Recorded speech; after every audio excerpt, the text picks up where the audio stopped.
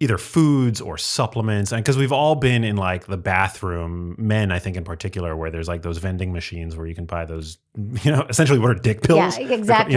But is there anything like that really works? I mean, I think like temporarily.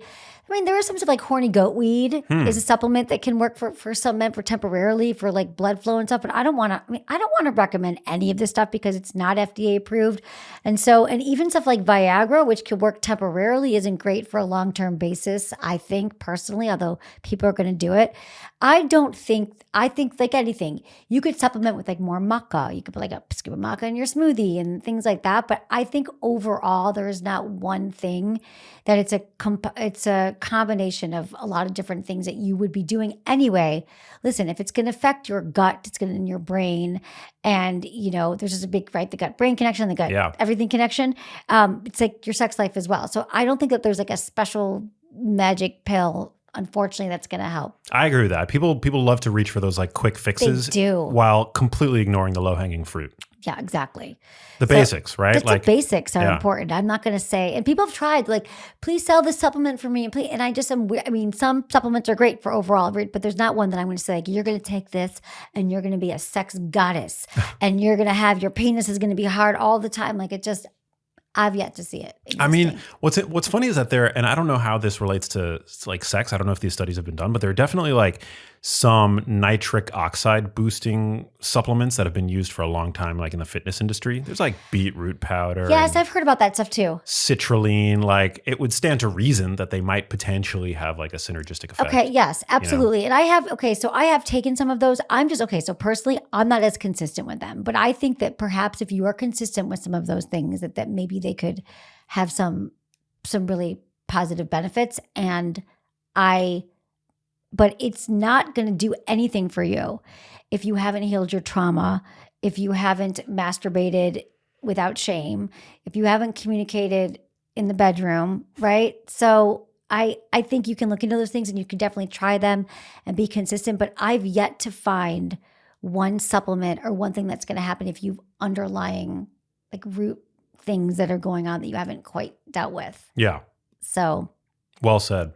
Thanks, babe. In your book, you talk about the pleasure thieves that impede joy. What's that all about? So here's the thing. Pleasure is our birthright.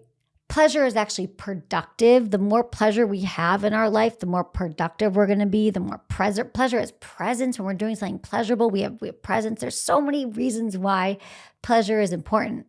However, there are so many things in our lives that are stealing our pleasure. And I do call those the pleasure thieves.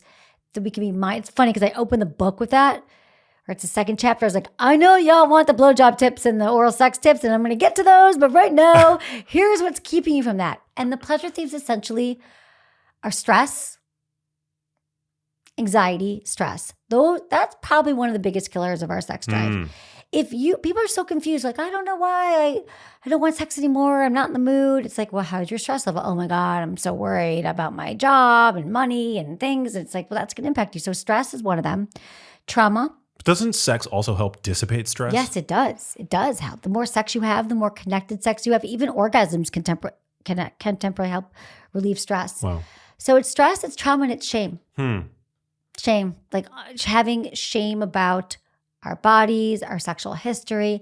If we grew up in a home where sex was shameful, or you were told that if you have sex, you are going to be, before marriage, or you're going to just be being sexual or desiring sex is undesirable or unhealthy or something that you shouldn't do, then even though you are an adult now and you're making a conscious choice, you might still have some residual shame. So I help people in the book, sort of identify those places in their life where it's still rearing their ugly head. Damn. Or where they're having shame over. It's like where they have sex and they wake up in the morning and they're like, oh my God, I can't believe I did that. A shame over. Shame over. Are there still states where certain types of sex are outlawed, or is that not a thing anymore? It's still a thing. It's still a thing? It's still a thing. I think it's like Texas and other places, probably like Florida, where it's not enforced, but there was some butt sex, but where it's illegal, and like gay sex, I think, and basically anal sex, I think, is still illegal. Vibrators are illegal in some states. Illegal. Illegal. That's You insane. get thrown in jail.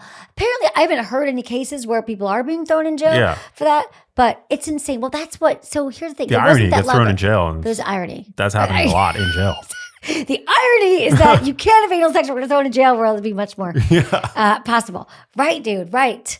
Crazy. So, but that's why I want people. I love that you asked that, because honestly, we're like, why are we so tripped about sex? 2023, go buy a vibrator at Walgreens, and I'm cool with it. My parent, maybe even you're like, I'm talking to my parents about it now, or I don't know. Sex is more top of mind, but yet our roots, we are a puritanical, backwards society where we are so, in many ways, we see sex everywhere. Like people are dressing sexy and acting sexy, and you see them, I don't know, but yet the underlying roots of our culture is still like, be sexy, but not, especially if you're a woman, like be sexy, but not too sexy, or then you're slutty, or don't want sex too much, but want it just enough. Don't, I don't know, don't initiate, don't know too much about sex, but know just enough. There's just a lot of mixed messages. And I think that it's confusing. And so the fact that there's still in the books places where sex is, some sex acts that are completely commonplace are illegal or outlawed should show you that we haven't come that far. Hey, if you liked that video, you need to check out this one here, and I'll see you there.